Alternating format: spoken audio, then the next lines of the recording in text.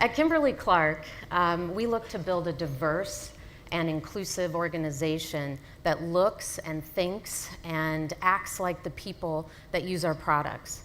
But for us to do that, we need to truly understand the diverse needs of the consumers that we have, and then use that to drive the differentiation for our brands and market.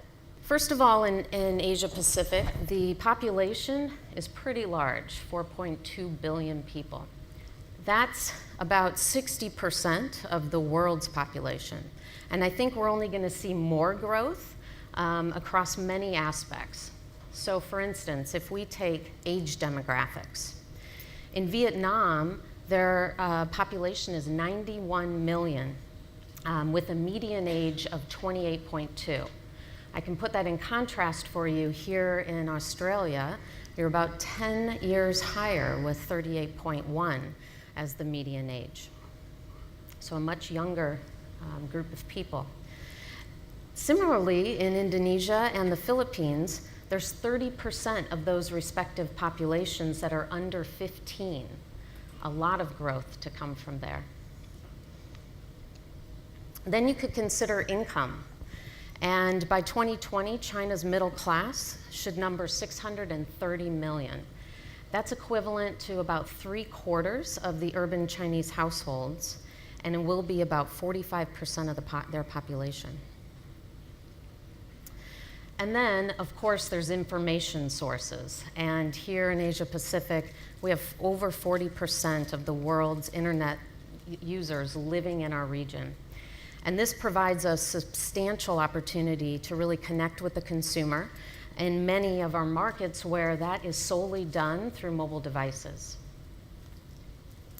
So, across Asia Pacific, there are significant differences with the consumer, but regardless of these differences, one thing remains the same, and that's as marketers, we really need to engage with our consumers in a much different manner than we have in the past. I think what's at stake here as marketers is that we need to become more agile in our approach to connecting with consumers across diversity. And when I speak of diversity, I'm talking beyond faces, beyond genders. I'm really talking about diversity of beliefs and understanding and discovery. And that's how we can really differentiate our brands. So at Kimberly-Clark, we think about diversity across a variety of themes. And today I want to focus on diversity of thought, diversity of approach, and diversity of connections. First, let's take a look at diversity of thought. Now, when we consider diversity of thought, I think we need to be really cognizant of the true understanding of an insight. Very often, observations are confused with an insight. And so just to bring this to life a little bit, here's a quote that I quite like. It says, "Insights are not inventions. It's a great insight is an acute discovery that brings a human need and a market opportunity together." So simply put, we must first ensure that we have a true insight that can be distilled to a human need and then fused with the market opportunity. And the relevance of this is that we can then influence consumer behavior with specific market dynamics. So let's move on to approach and leveraging diversity in our approach to tailoring global thinking to local nuances. Comprehending cultural norms and nuances really can give your brand a differentiating factor that, frankly, sometimes global marketing approaches simply won't be able to deliver. Let's consider women again here for a moment.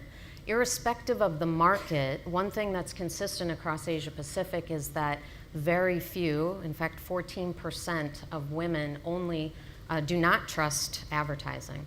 Now perhaps it's because word of mouth and social is so big here, but perhaps it's also because there are a number of brands that are taking a global approach with a message that talks at them versus a program that engages with them with local nuances and insights. Okay, so the last component is, of diversity I want to discuss is diversity of connections.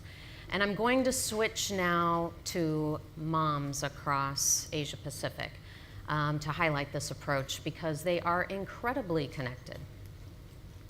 For instance, we know Asian moms with kids under 3 are buying groceries online and on multiple screens. And this has been evolving and growing across the region. In many of our markets like Korea, where 1 in 3 moms actually buy groceries online once a week.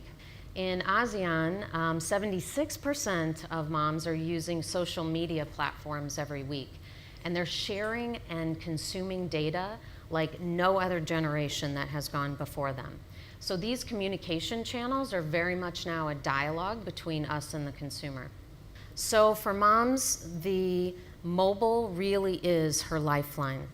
It's her constant companion that supports the connection she needs to shop, to care for her family, to manage health, and social sharing, of course, with other moms. So it's become her virtual kitchen table. And that's not only in developed markets that we're seeing that, but notably in many emerging markets as well. So while we recognize that her digital world is growing with more access through mobile devices, I'm sure many of us here are no doubt facing the challenge of how to adapt to social media and become brand influencers versus brand managers. The world is now mobilized, and it's mobilized like never before. Therefore, we can't afford to just be digital marketers. We need to be marketers in a digital world.